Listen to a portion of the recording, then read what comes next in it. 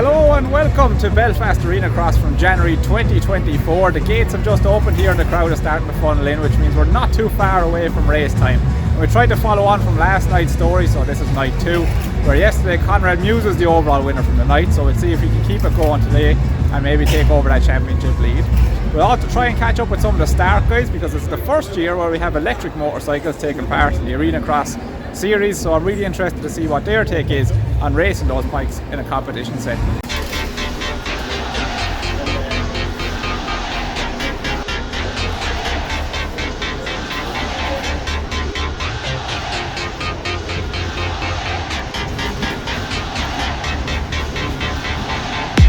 The start of the Belfast circuit was straight down the middle of the arena, but there was a sort of a jump before heading into the first left-handed corner, which could make things tricky. You're then into the only rhythm section of the track where people were doubling and tripling in, going kind of on-off into the corner as well before you go into another left-hander, and then it was into this massive 75-foot triple. So this is the biggest jump that they've ever put into an Arenacross circuit, and once you came back around this, you are reversed up the start straight and into the whoop section down the far section of the track, and then over a double just in front of a freestyle landing.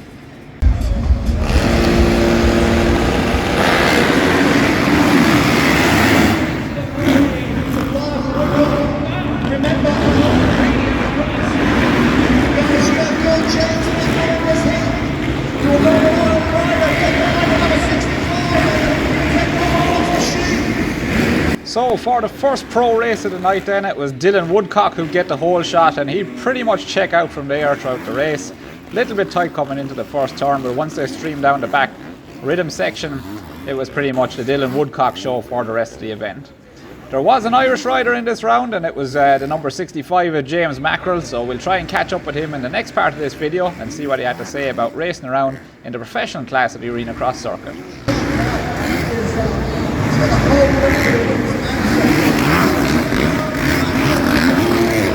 Let's hear it for 65, James Mackrel! Watch out road to keep your eyes pinned on 65. Alright, so I'm catching up with this man for the first time in a long time. It's James Mackrel. James is racing in the pro class tonight in the Arenacross. So James, how are you finding racing indoors? I think the last time we saw you were doing the pro amateur or the Irish class, so now you're out with the big boys. Yeah, it's good.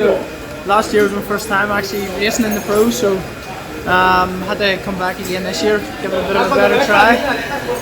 But yeah, finding my feet and sort of feeling like myself, so just keep plugging away and see how we get on coming in. And are you in it for the full season now, or are you only taking part in the Belfast round? What does it look like for you? Yeah, so I was at Manchester the last round, and then me and Luke's teammates, so we had obviously Aberdeen, Birmingham, and then London I think the final one is, so yeah, just doing the whole series and taking it from there. Yeah. And what would success look like to you then in this Arenacross? Do you have a kind of a target position in mind, or just take it as the rounds come?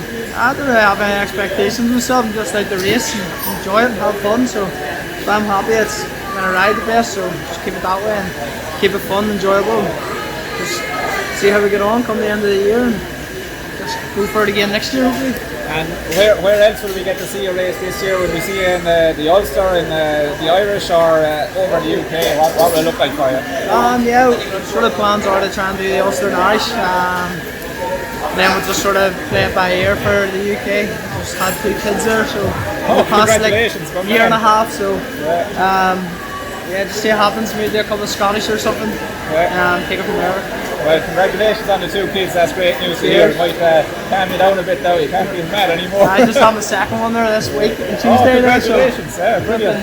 Wrecked, but it is what it is. Well, you're riding very well out there tonight. Unfortunate to have a crash in that first one.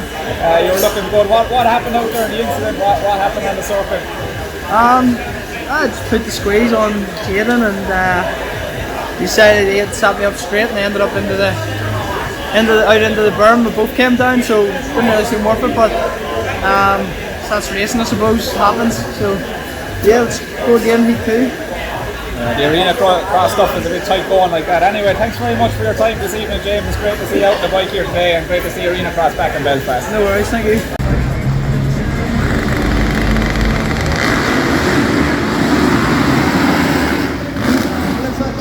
In the second race, it was the Stark-mounted Justin Bogle who would get out with the whole shot. However, in the far rhythm lane at the end of it, It was the KTM mounted Chris Bayless who would make his way underneath the start machine to take the lead coming over the finish line jump for the first time. Chris would hold on to the lead until the end of the whoop section, but the Justin Bogle, carrying a little bit more speed, was able to sneak around the inside and go on to take the lead as well as the race win.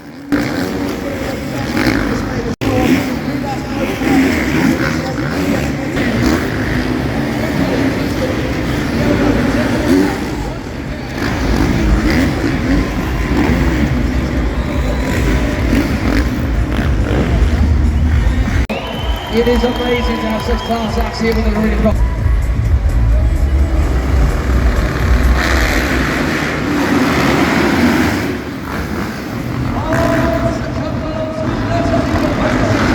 Into the third race of the night then, it was the Honda mounted number 17 machine of Matt Bayless that would take the whole shot. However, again at the end of that rhythm section there was an overtake for the lead as Jack Brunel on his Stark would take it away from Matt after a great start. The hometown hero of James Mackrel was in a fantastic position in fourth. However, he would have an incident as a result of a crash by Dylan Woodcock, which would put him back again to the back of the pack, similar to his first race of the night. And this would leave James in the position that he'd have to go to the head-to-heads and the LCQ. However, it was the Stark 155 machine of Jack Brunel that would take the race win.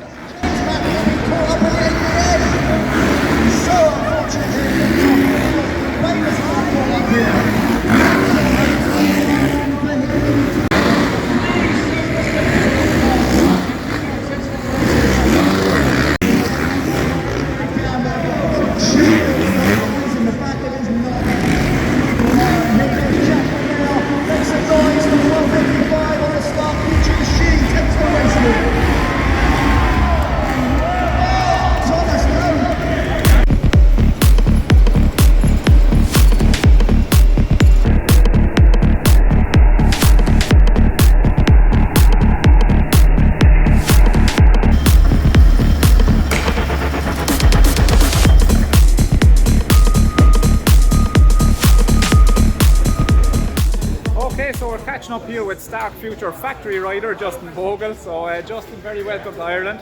So people will probably know you best from obviously your race in America, and I think you finished up there with the HEP Twisted Tea Suzuki team. And following on from that, I think you took a run in Canada last year with Pro Circuit Kawasaki. I was going to. I didn't end up making it up there. I got injured. Had an injury, yeah. So now you found a home here with Stark Future. So what's that like with racing Arenacross, and you know, what kind of future do you think you have with racing on this electric bike? I mean, Stark Future, the guys, everyone there has been awesome. I did a 2-year deal with the guys, so I'll be around for a little bit. And, you know, hopefully even longer. We'll see. I really enjoy spending time with the guys. The bike is super fun to ride.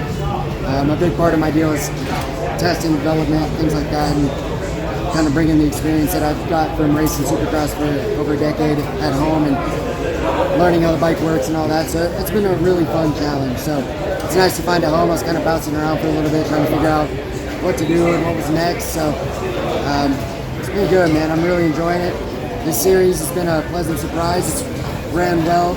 Competition is good. It's been really fun. So I'm enjoying it, hoping that we can keep doing this stuff, man. That's great to hear. And how much of a change was it then to go from like a 4-stroke bike to the electric bike? And you know, you don't have a clutch to modulate on-offs and things like that. So how much of a change is it to ride a bike in Arenacross like this, the electric one? I mean, it's a big change for sure. I think there's some of those paradigm shifts always in any sport. Like ours has already had one with 2-stroke to 4-stroke was a big one, and it's just that the skill set requires to be great on the motorcycle changes. You know, you can't ride a 4-stroke, a 450 like a 250 2-stroke, or on Supercross you'll be in trouble. So. Same thing, it's just different, you know, learning the intricacies and, you know, learning how to dance with the thing, you know, you gotta take her on a date before you ask her to marry you. Yeah, for sure, yeah. We're working on it. Yeah, you're working your trade through the first dates at the moment, so to speak, yeah. So, yeah, that was something that I was really interested in, was just, like, there's also a lot of talk, you know, about the electric bike off the start, and maybe it's a bit, we let this guy pass through here.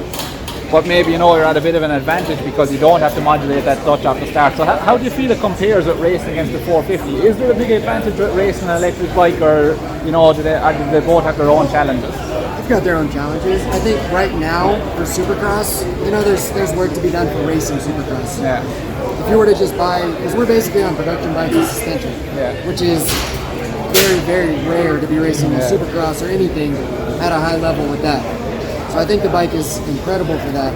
And if I was to just jump on it, or anyone I see at the track, talk to them back home, and they jump on the bike, they love it, they're faster on it immediately. Yeah.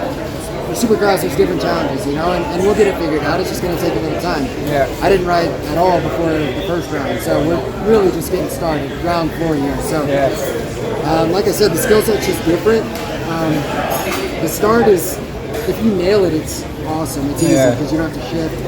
But at the same time, if you do wheelie or whatever, you don't have the clutch to kind of save you. So just learning the differences. I think for the most part, a lot of us have been able to adapt pretty quickly, which I think most people would right away. And the biggest thing with this bike is the more I ride it, the more I learn it, the less I want to go back. I don't want to go back. I told the guys after I spent the few weeks, 3 weeks or whatever it was in Spain earlier in the summer, I said, I don't want to go back and ride my horse strokes. I want to keep riding. It's I would like to get a deal done because I'm having so much fun on it as well, And it's a lot of work and it's a lot of time testing and things, but that comes with the territory as part of the job. But it's so fun to ride that, it's a sweet life we get to live, It could be worse for sure. Yeah, and obviously Stark are a very new company. I think they only got founded maybe 2 years ago or so. So what are they like as a company to deal with then? I've worked with Suzuki and KTM in the past, maybe not the factory team, maybe they do, I'm not sure. But dealing with the Stark company, are they good to deal with? Yeah, like I said, I've ridden for factory teams through most of my career, and these guys are, it's different though. It feels like, people are saying I'm a little too grandiose in these statements sometimes, but it feels like that startup energy of a company that's going to change the entire infrastructure of an industry. You know what I mean? Like it feels like I was saying, I was like, dude, it's got to be on some level what it was like to be at Apple in like early 90s. It's just like everyone top to bottom is like so excited and like, dude, we're about to change everything. Yeah. It feels like that, And so when the top to bottom, the guys on the shop floor assembling bikes, and then all the way up to the CEO, up to Anton, it's like everyone's so excited, and you feel like you've all got some skin in the game. So the whole company, it's run well, and it's so impressive for a startup and a new company that I don't see it not working out. I see them being successful. It's just the mentality and the fiber of the being of the guys there.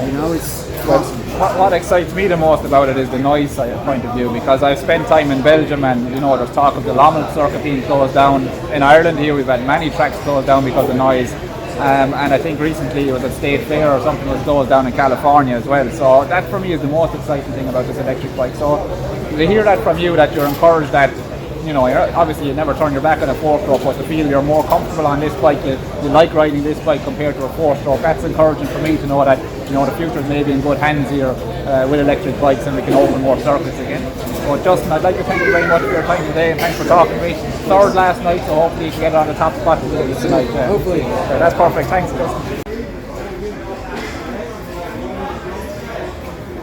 I'm here with the mechanic for Justin Bogle, Ricard. Ricard, you are working with Stark, obviously a new company, but you have experience working with 4-stroke and petrol bikes in the past. And I was interested to know what it's like to look after one of these bikes on a race night compared to a normal petrol bike. Yeah, so when it comes to racing with these bikes, it's not that hard to work on as a petrol bike.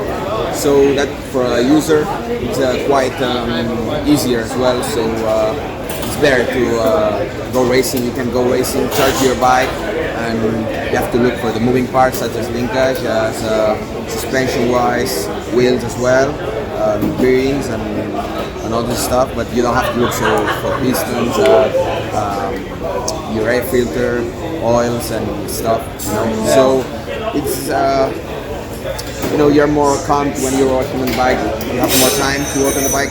Just make sure the bike is charged. Obviously, check all the things, chain, all the stuff that I talked about. But for a user, it might be easier to work with these bikes when it comes to if they are gonna go racing in a weekend. Yeah. So from a maintenance point of view, obviously when you ride a 4-stroke bike, you have you have to look after your clutch plates. You have to change your gear oil, your engine oil. Check shim clearances, do engine rebuilds, timing chains, all of that. Yeah. So in terms of maintenance on these bikes, are there specific things you have to do with the battery or motor? Not much, we have like gearing here as well. Like we have a gearing that the oil has to be changed more like 30 hours or so it's not that much of maintenance. It's only 80 milliliters of oil, so it's not that much cost 80, as well. 80 only. Wow, yeah, that's so you don't have to. You don't have clutch. You don't have gear. So maintenance is like you don't have that. Yeah, you don't have that. And battery and the motor, you don't have any maintenance. Yeah. So even as a race team, like you don't take the battery apart and have to change cells or anything like that. No, just run it. Wow, that's impressive, definitely. Yeah.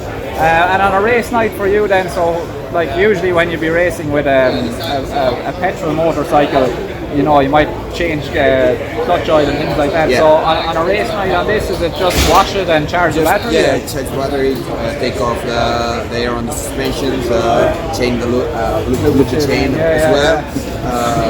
Check the pressures.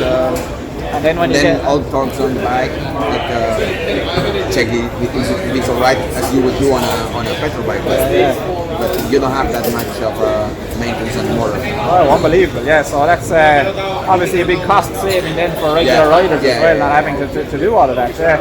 Ricard, thank you very much for your time this evening. It's great to get some more information on these bikes, and best of luck to Justin tonight. And hopefully we'll see Star Cross on in the future. Yeah, thank you so much.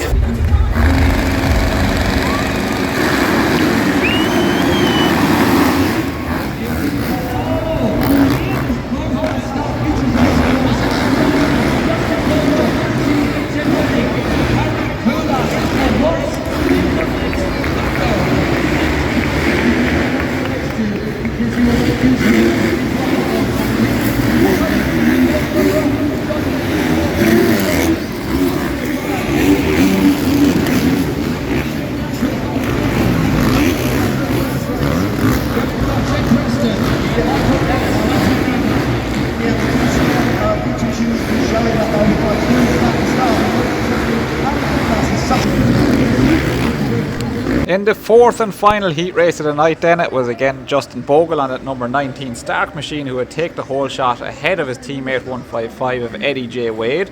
However, there was an Estonian Express coming behind him in the form of Ricard Caellas, and after Justin Bogle was able to get the start, Harry was coming quick and fast and he was able to uncork this triple into the rhythm, which Justin had been doing earlier in the night, but probably riding defensive. In this one, decided to go around the inside. This left the door open for Harry to jump around the outside. A quick look at each other as they went over the finish jump, and it was still tight racing coming into the whoop section. And finally, at the end of the whoop section, Ricard Caellas was able to make it stick by tripling in again from that outside, and he would go on to take the race win.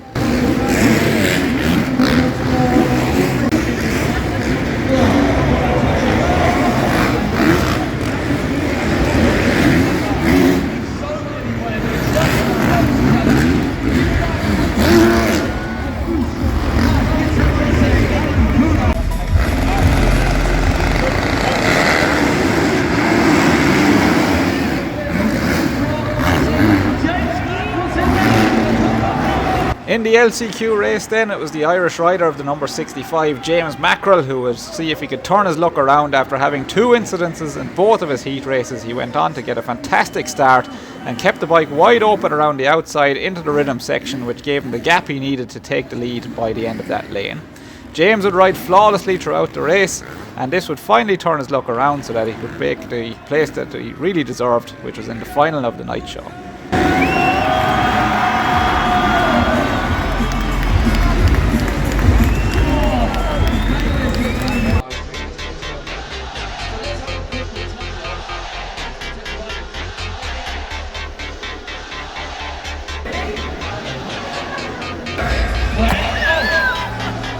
3, 2, 1.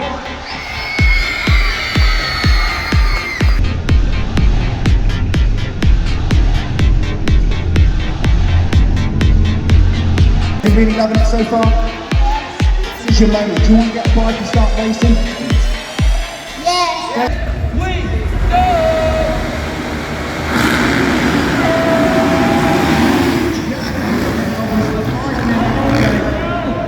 It's Justin Bogle, Justin Bogle, that's breathing in the mix. Oh, this is going to be a good one. Caellas, right, Varg, in the yellow, right out from that corner.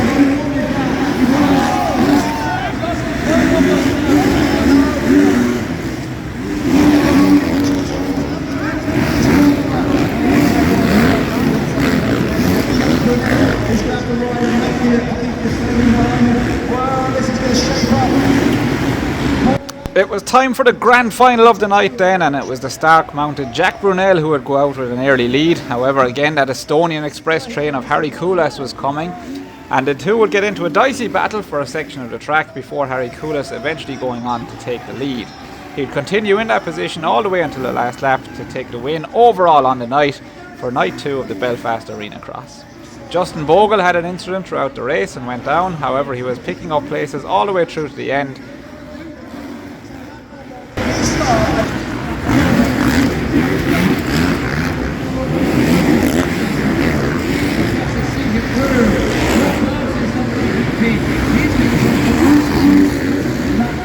I just want to shout out Justin Bogle because he is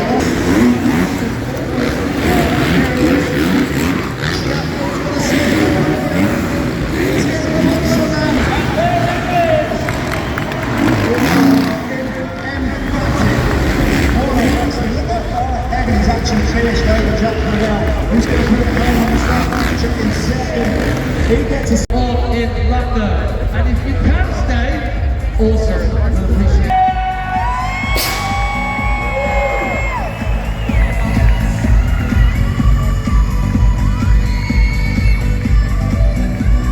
Alright, so we're catching up here with YouTuber Mark McCann. Mark, I didn't know that you were involved with the sport of motocross, but it's something you've been passionate about all your life, is that correct? Yeah, I've always raced since I was a younger age, and sort of eventually stopped because I broke 2 new bones, and then went into car racing, but I'm still very much involved with I own a company called Pro Systems, and then that's a little bit quieter these days thanks to COVID, and yeah, just really into the Arenacross series. Very good, yeah. So tell us about your team then. How long has it been up and going? We started a team probably about 5 years ago. That's a great success, and then we sort of always tend to have almost like the underdogs. So and this year obviously we've got Dylan's done fantastic and Adam. So far I think we've had a second, and then we won last night, so in a good position. Yeah, and I think looking at the team championships, I think your team is number 1 at the moment on points as well, so that's great for you. Yeah, brilliant. So what do you think of the Belfast round then? Do you think it adds anything special compared to the other rounds? Yeah, I think we always love coming here because we have to go on the plane, so it's like an adventure. And the hotel's amazing, being sort of opposite the stadium. It is definitely a favourite. There's loads of places to eat. Crowd's always fantastic, always get sellouts as well, so it's definitely our favourite place without doubt. And so for maybe people who haven't seen you before, tell us a little bit about your YouTube work. I think I've seen you do some extreme stuff in Lamborghinis and so on, so that's sort of your bread and butter. Yeah, in our spare time we've got a normal job, and then in our spare time we make YouTube videos. Really lucky around here, we've got like a dirt track in the back garden, so we tend to do silly things in cars in the back garden, which is fantastic, and it's legal. Yeah, for sure, and they can find you here, Mark McCann 64 on YouTube, so thanks very much for putting the effort in to have a team here, Mark. It's great to see, and thanks for coming over. Lovely to meet you. Thank you. Right, so that is it then from the Belfast Arenacross for 2024. I hope you enjoyed the bit of coverage that we had here. So a big performance from the Stark bikes, and this was a kind of a Stark heavy video as well, I have to say, but it is something new that's happening in the sport, and I like to keep a keen eye on new things.